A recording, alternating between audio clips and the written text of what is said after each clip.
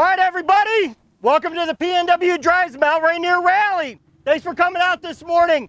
Just want to start off here real quick, say big thank you to Rev Up Energy for bringing the booth out and supplying some drinks to everybody. For the route, we're going to be taking 410, so once we get up to the light, make a right, heading up to Crystal Mountain Resort.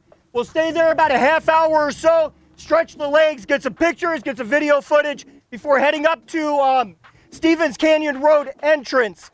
Once we get to that entrance, we're going to have a pretty big lineup of people paying to get into the park, so just be a little cautious of that. Once you guys get to Paradise, have fun, guys. Go explore the area, take it in, go check everything out.